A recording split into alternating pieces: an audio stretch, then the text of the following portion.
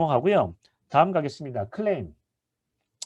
거기 이제 문제는 그 클레임에 대한 부분은 이렇게 문제가 이렇게 되어 있습니다. 클레임의 유형과 대응 방안은 책에 잘 나와 있죠. 자, 일단 먼저 보시면 클레임의 유형은 네 가지를 얘기하고 있죠. 뭐예요? 디카스, 딜레이, 체인지 오브 사이트 컨디션, 악셀레이션, 그다음에 스코프 오브 워크 해 가지고 요 네 가지의 유형이 있죠.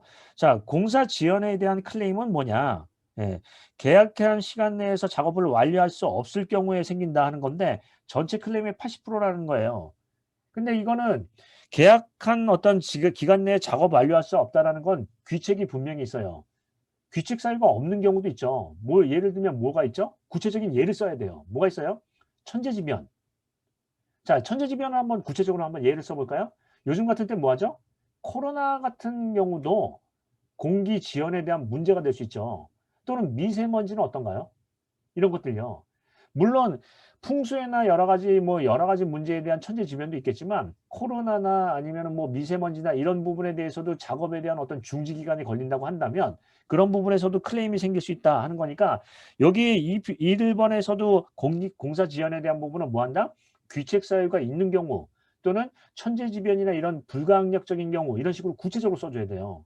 그냥 여기다가 딜레이 이렇게 쓰시면 안 되죠. 이 부연 설명이 구체적인 그 유형이 어떻게 되느냐 즉 경우가 어떤 경우에 이런 경우가 걸리느냐 할 때 어떻게 한다? 천재지변의 불가항력적인 경우 또는 어떤 그 공사에 대한 능력이 부족해서 어떤 그 시공 능력이나 이런 부분에 대한 그 능력이 부족해서 생기는 어떤 인위적인 부분이 있죠. 그래서 불가항력적인 부분이 있지만은 어떤 인위적인 부분 또는 시공 능력이나 어떤 그 공사 능력이 부족해서 생기는 문제도 있을 수 있으니까 여기에 대한 경우를 많이 써 주셔야 돼요. 이해되시죠? 자, 그다음에 공사 범위에 대한 클레임에 대한 부분은 어디까지가 공사 범위인지 모르는 거죠. 즉 계약서에서 보면은 이게 두리뭉실하 있을 때 여기까지인지 저기까지인지 이런 부분도 얘기할 수 있고요. 공기 촉진에 대한 클레임도 있을 수 있고 현장 조건 상해에 대한 클레임.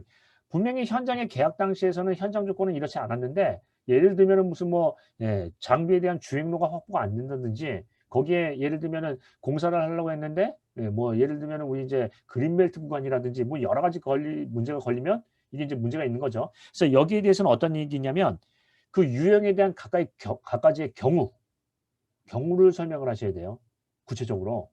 자, 그렇게 이제 얘기를 꺼낼 수 있어요. 그래서 이제 무슨 얘기냐면 클레임이 이런 부분에 대한 경우가 다 있으니 계약서에 태우자는 얘기예요. 자, 예를 들면 한번 보겠습니다. 코로나로 인제 어떤 공사 중지가 생겼어요. 작업장의 현장에 코로나로 인제 공사 중지가 생기면 공사를 중지해야 되잖아요. 그러면 이제 공사가 기간이 지연된단 말이에요. 이거 설계 변경이 가능해요? 못 해요? 예전에는 그런 부분이 모호했지만 요즘에는 어떻게 한다? 그거를 그 비용을 어디서 처리하게 돼 있죠? 산업안전보건관리비로 처리하게 돼 있어요. 산업안전보건관리비에 그 안전보건관리비로 처리를 하게 돼 있죠. 이해되시죠? 그러니까 그런 부분에 대한 내용이 인제 차츰 어떻게 된다? 명확화되는 거예요. 그러면 이 여기서 문제는 뭐냐면 각각의 클레임이 걸릴 수 있는 경우를 제대로 인지하고 있느냐가 핵심이죠. 그 경우에 대한 부분을 설명을 하셔야 돼요. 그냥 딜레이 이렇게 쓰시면 절대 안 돼요. 그 딜레이 되는 경우의 수를 여러 가지를 얘기를 꺼내셔야 되겠죠. 자, 그다음에 거기 인제 물어본 질문 요지가 뭐냐면 대응 방안인데 대응 방안이 인제 그 나눠 드린 이제 본서 페이지 687 페이지에 이게 대응 방안이에요. 대응 방안은 크게 인제 어떻게 되냐면 협상, 조정 및 중재, 소송이에요. 근데 인제 엄밀하게 얘기를 하면 클레임은 여기까지예요. 이 밑으로 가면 분쟁이죠. 즉 협상을 해서 상호에 대한 부분에서 당사자끼리 인제 해결하는 게 우리가 뭐 얘기하는 뭐예요? 클레임에 대한 부분이고요. 클레임이요. 그다음에 밑으로 가면은 인제 분쟁, 제3자가 끼어 가지고 적극적으로 개입을 해서 해결한다라는 건데 모든 책에서 보시면 클레임에 대한 기본서를 보시면은 어떻게 되냐면 이 분쟁까지 대책까지를 클레임의 대책으로 광범위하게 봐요. 즉 클레임의 대책 4 가지가 뭐냐라고 볼 때 5 가지가 뭐라고 볼 때 어떻게 한다? 협상, 조정 중재, 소송 요 5 가지를 다 본다고요. 이해되시죠? 따라서 클레임의 대책은 뭘로 본다? 5 가지를 다 보셔야 돼요. 왜냐하면 엄밀하게 얘기하면 협상까지지만 협상이 안 됐을 경우에 분쟁까지 이게 이루어졌을 경우에도 클레임에 대한 어떤 범주를 보기 때문에 클레임에 대한 대책 클레임에 대한 대응 방안 5가지는 뭐예요? 협상, 조정, 중재 조정, 중재, 소송 이렇게 이제 5가지를 쓰셔야 된다. 자, 그럼 다시 한번 정리해 보겠습니다. 건설공사 클레임 유형은 4가지는 뭐죠? 디카스. 근데 그거는 구체적인 경우를 다 설명을 하셔야 되겠고요. 자, 그다음에 대응 방안 5가지는 뭐죠? 여기 나와 있는 대로 협상, 조정, 조정 중재, 중재, 소송 이렇게 간다. 이렇게 할 수 있겠죠. 자, 그러면 3페이지에 이제 강조를 해야 되겠습니다. 어떤 방법이 가장 좋은가요? 어떤 방법이 가장 좋은가요? 클레임 얘기를 클레임을 예방하기 위해서 가장 확실한 방법은 뭐죠? 계약서의 명문화예요. 그죠? 계약서에만 없으면은 계약서에만 있으면 전혀 문제될 게 없어요. 이해되시죠? 그러니까 계약서에 대한 부분에서 명문화를 한다. 그거를 명확하게 한다라고 한다면 어떤 부분이 먼저 선행이 돼야 돼요? 클레임에 대한 사례 조사요. 클레임에 대해서 여러 가지 사례가 있으면 그걸 태워 놓는 거죠. 그거를 불명확하게 하면 공사에 대해서 영향을 분명히 미치게 돼 있죠. 값과 원의 어떤 분쟁이 쌓이게 되겠죠. 그래서 그런 표준 계약서에 대한 부분을 얘기를 하시기 전에 뭘 얘기한다? 클레임에 대한 사례 조사에 대한 부분을 얘기를 해요. 양성화. 네, 그런 부분도 얘기할 수 있겠죠. 그래서 클레임에 대한 부분은 뭐 ADR도 얘기할 수 있고 여러 부분을 얘기할 수 있겠는데 좋은 부분, 가장 확실한 부분은 계약서에서 먼저 어떤 클레임에 대한 부분이 나온다면은 되는 거고요. 우리 보통 계약한 다음에 시공사가 계약 조건에 대한 검토를 하게 돼 있나요? 하게 돼 있죠.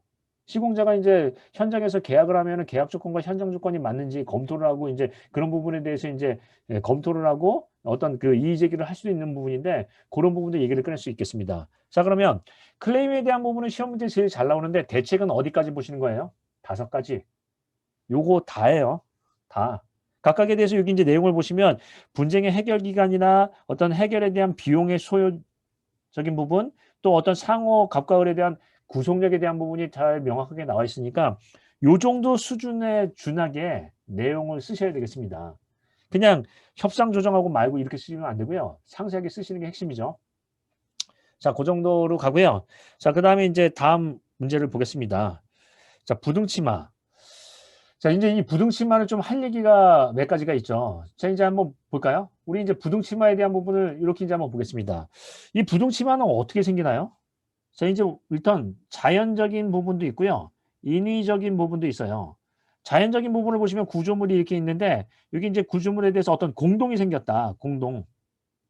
예. 뭐 싱크홀이라고 얘기할 수 있는데 자연적인 부분도 분명히 있죠. 즉 예를 들면은 뭐 석회 동굴이 생겼다든가 이런 부분에 대한 부분도 있고요. 인위적인 부분에서 뭐가 있다? 예를 들면 이렇게 구조물이 이렇게 있다고 한다면 인위적인 부분에서는 어떤 얘기를 할 수 있어요? 여기서 옆에서 흙막이를 한다든가 예. 또는 여기 옆에서 성토를 한다든가 예. 또는 여기 옆에서 터널을 굴착한다든가 이런 공사를 한다라는 거죠. 그러면 자연적인 부분에 대한 부분도 있지만 인위적인 게 상당히 크다라고 볼 수 있어요.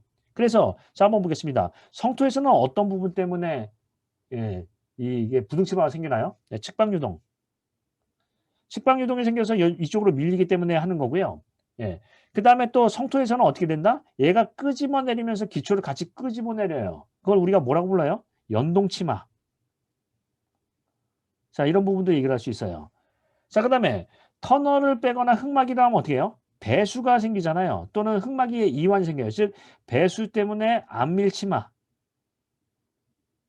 예. 또요. 흙막이 이완 흙의 이완 때문에 뭐요? 예, 부등치마가 생기죠. 이완 때문에 입자 재배열에 따른 어떤 압축치마가 생겨요. 자, 그러면 기본적으로 우리 치마에 대한 그 원인은 크게 자연적인 원인과 인위적인 원인이 있는데 인위적인 원인에 대해서 구체적으로 얘기하면 어떻게 된다? 성토할 때 측방유동이나 연동치마 또는 터널할 때 집안 이완이나 예, 또는 안밀치마 이런 여러 가지 원인이 생기는 거죠. 자, 그러면 이제 원인에 대한 부분을 얘기를 꺼내서 여기에 어떤 키워드가 나온 거를 좀 생각을 해 보시냐면 측방유동이나 연동치마 이런 얘기에 대한 부분을 별도로 이제 강조를 할 거예요. 메커니즘 이런 거, 검토 방법 이런 걸요. 자, 그다음에 그렇게 하고요. 자, 그러면 대책을 보시겠습니다. 대책을 먼저 들어가기 전에 대책에서는 크게 이제 여러 가지 대책이 있겠는데 어떤 대책이 있을 수 있어요? 예, 대책에 대해서는 어떻게 얘기할 수 있다? 예. 우리 이제 구조물에 대한 대책하고요. 그다음에 집안에 대한 대책을 볼까요? 자, 구조물 대책. 예, 그다음에 집안에 대한 대책. 자, 이제 구조물에 대한 대책을 보시면 구조물은 인제 여기 인제 이렇게 굴착을 해서 여기 인제 이렇게 보시면은 여기 구조물이 있는데 구조물이 뭐가 있다? 상부 구조물이 있고요. 하부 기초 구조물이 있어요. 상부의 구조물이 있고 하부 기초 구조물이 있다. 자, 상부 구조물은 어떻게 하는 게 좋을까요? 기본적으로요. 얘를 어떻게 한다? 경량화. 경량화하는 거예요. 뭐 경량성토를 한다든가 경량화하는 그런 방법이 있을 수 있겠죠. 예, 그런 부분도 얘기를 할 수 있고요. 또는 어떻게 한다? 이 상부 구조물의 강성을 증대시키는 거예요. 얘를 강하게 만들어 가지고 뭐 예를 들면은 포장으로 얘기한다면 연성 포장보다는 강성 포장으로 해서 강성을 어떤 증진시키는 방법 얘기를 꺼낼 수도 있고요. 예. 그다음에 어떻게 한다? 여기다가 줄눈을 설치하는 방법도 있어요. 그러면 변형에 대한 수용성이 생기니까. 이해되시죠? 예. 자, 그다음에 하부에 대한 부분에서 나오면 어떻게 해요? 기초에 대한 부분에서 기초를 하는데 뭐 복합 기초로도 할 수 있어요. 무슨 얘기냐면 자, 여기 인제 만약에 집안이 있고 여기 연약층 얘가 만약에 넓은 구조물이다. 이렇게 볼 때 여기는 연약층이 인제 하나는 그 두껍고 하나는 낮다고 하면 여기는 말뚝 기초로 가고요. 여기는 기초를 그냥 전면 기초로 간다 그런 얘기죠. 그래서 기초에 대한 부분에서 어떤 하부 기초에 대한 부분을 얘기를 할 수 있고요. 자, 그다음에 집안에 대해서 뭐 한다? 집안 개량. 예, 또는 보강 이런 부분이 있죠. 약액 주입이나 이런 것들. 예. 또 집안에 대한 부분은 뭐가 있어요? 절연이나 예, 차단 공법이 있어요. 즉 예를 들면은 여기다가 굴착을 할 때 여기 인제 그 구조물이 있으면 옆에다 굴착을 할 때 어떻게 한다? 여기다가 그라우팅이나 마이크로 파일을 해서 얘 이완 영역을 차단하는 거예요. 자, 그러면 다시 대책은 크게 무슨 대책이 있다? 구조물에서 하는 대책, 집안의 대책.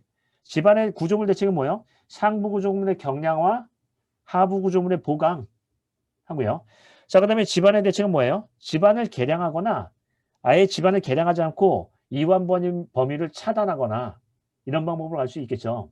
이해되시죠?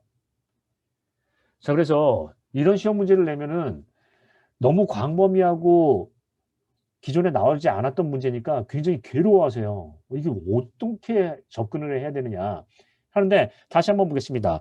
원인은 뭐예요? 원인은 어떤 방법이 있다? 자연적 원인과 인위적 원인이 있어요. 근데 인위적 원인에 대한 부분은 구체적으로 하면은 옆에 성토를 할 경우, 옆에 흙막이 굴착을 할 경우, 옆에 터널을 할 경우 이런 여러 가지 부분을 얘기할 수 있고요. 거기서 뭘 강조해요? 그 키워드를요. 연동 치마, 측방 유동 요런 얘기를 꺼낼 수 있겠죠. 예. 그게 1페이지에 나올 수 있는 얘기예요. 그다음에 2페이지에서 방지 대책은 크게 두 가지로 갈 수 있어요. 뭐가 있다? 구조물 자체에서 하는 대책이 있고요. 집안에서 하는 대책이 있을 수 있어요. 그래서 구조물은 상부 구조물과 하부 구조물, 집안에서는 집안을 개량하거나 아니면 개량을 안 하고 절연과 차단을 가거나 응력의 이완 범위를 차단하고 지하 수위를 저하는 걸 차단하는 거죠. 이해되시죠? 그렇게 얘기한다는 거예요. 자, 그러면 3페이지에서는 어떤 방법을 강조할까요? 측방유동 사례 같은 거 쓰시는 것도 하나의 방법이죠. 예, 부등치마 해가지고요. 예, 그런 부분도 얘기를 꺼낼 수 있겠습니다. 그래서 나눠드린 페이지를 보시면은 부등치마에 대한 원인 및 대책을 쓴 다음에 측방유동을 바로 붙여놨죠. 자, 그러면 다시 한번 보겠습니다. 자, 부등치마에 대한 부분에서 원인은 뭐가 있다? 원인은 내적 원인, 집안 원인, 외적 원인, 구조물 원인 또는 아니면 자연적 원인, 인위적 원인 하는 거죠. 자, 그럼 대책은 어떤 부분이 있어요? 집안 대책, 구조물 대책에서 구조물은 뭐가 있다? 상부 구조물 대책, 하부 구조물 대책. 예, 집안의 대책은 뭐 한다? 집안을 개량하는 대책, 집안의 이완 범위를 차단하는 대책. 이렇게 얘기를 꺼낼 수 있겠죠. 자, 그렇게 얘기하고요. 그다음에 1페이지에 치마하면은 치마량에 대한 부분도 얘기를 꺼낼 수 있어요. 1페이지에 치마량이 있죠. 자, 보통 이제 대상 집안을 사질토로 보고 그다음에 점성토로 보는데 점성토에서 이제 예를 들어서 이제 포화 점성토다 한번 볼까요? 그리고 점성토가 있는데 포화가 안 된 점성토도 있죠. 불포화. 자, 보통 사질토에 대해서 치마량은 어떻게 하나요? 이거는 즉시 치마량이죠. 즉시 치마. 탄성 치마량을 쓰는 거죠. 그러면 포화된 점성토에서는 어떤 치마가 되죠? 즉시 치마량 플러스 뭐요? 1차 안밀치마예요. 안밀치마가 대부분이죠. 1차 안밀치마는 강국수 배제에 따른 치마 아니에요. 근데 불포화됐다. 지하 수위가 낮은 데에서는 어떻게 하냐면 얘가 즉시 치마가 있지만은 1차 한밀 치마는 끝났잖아요. 지하 수위가 없잖아요. 그럼 뭐가 더 많아요? 입자 재배열에 의한 2차 한밀 치마가 더 우세해요. 이해되시나요? 치마. 그러면 이거를 1페이지다 뭐라고 쓰냐면 부등 치마에 대한 치마량의 검토에서 사질토일 경우 또는 지하 수위가 높은 포화 점성토일 경우 또는 지하 수위가 비교적 낮은 불포화 점성토일 경우에는 치마량을 부등 치마량을 어떻게 선정하는지 하는 얘기를 1페이지에 쓸 수 있나요? 있나요? 있죠. 그런 얘기를 먼저 쓰고 거기다 대책을 왜냐하면 치마량이나 치마 범위에 대한 부분을 검토하고 대책을 들어가는 것도 합리적인 방법이니까 1페이지에 치마량 얘기를 꺼낼 수도 있겠네요. 그렇게 되죠. 자 그러면 다시 한번 보겠습니다. 여기 이제 원인에 대해서는 내적 외적 또 대책에 대해서도 내적 외적을 할 수도 있고요. 원인에 대해서 조금 더 얘기하면 자연적 인위적 대책에 대해서는 집안 대책, 구조물 대책하고요. 뭐 측방 유동도 강조할 수 있다. 1페이지는 뭐요? 치마량 이렇게 할 수 있죠. 자 그러면 다시 한번 보겠습니다. 여러분께서 이제 오늘 계속 얘기하는 건 두 가지만 기억을 하세요. 첫 번째는 대책은 본서나 용어 정의에 있는 수준에 육박하게 쓰셔야 돼요. 이해되시죠? 그거 쓰라 그러면은 그냥 이렇게 얘기하죠. 개념을 쓰고 거기에 대한 구체적인 세부 내용을 쓰는 건데 여러분은 뭐 하냐면 개념만 쓰고 마세요. 세부 내용은 설명이 안 돼요. 결국은 시험 문제의 채점은 이 세부 내용을 아느냐 모르느냐 하는 거예요. 예를 들면 한번 보겠습니다. 딜레이. 왜 딜레이가 돼요? 코로나에 의해서 딜레이도 될 수 있고 예를 들면 미세먼지가 많아서 딜레이도 될 수 있고 천재지변 때문에 할 수도 있고 가뭄 홍수도 될 수 있죠. 그러니까 그거를 쓰라는 얘기예요. 그러니까 기본적으로 디테일하게 내용을 쓸 수 있는지를 질문 요지에 대해서 고민을 하세요. 그게 당락의 키예요. 그다음에 중요한 건 뭘 얘기한다고요? 안전. 안전 얘기를 빼지 마세요. 특히나 요즘 같은 때는 품질보다는 안전에 대한 부분을 굉장히 취약하다고 보기 때문에 안전에 대한 얘기를 많이 쓰신 분들을 점수를 높게 주는 추세예요. 이해되시죠? 그러면 아까 비탈면 성토에서 뭐 얘기해요? 비탈면 작업 시에 담부 작업 시에 안전 관리 뭐 펜스 치고 유도자 배치하고 뭐 이런 걸 얘기하는 거 아니에요. 이해되시죠? 자, 그 정도로 보겠습니다. 오늘 이제 뭐 많은 여러 가지 이제 여러분들께서 이제 그 민원을 많이 제기하시다 보니까 뭐 화질 문제 때문에도 바꿔보고 하다 보니까 이제 좀 매끄러지지 못했는데요. 다시 한번 이제 얘기를 드리면 학원에 내 강의실에 이제 그 녹화 내용이 있으니까 한번 다시 내용을 보시고 싶으신 분들은 보시면 되겠고요. 내일은 이제 화질이나 이런 부분에 대해서 문제가 없게끔 잘 하겠습니다. 자, 오늘 정리 잘 하시고 내일 뵙겠습니다. 자, 수고 많으셨습니다.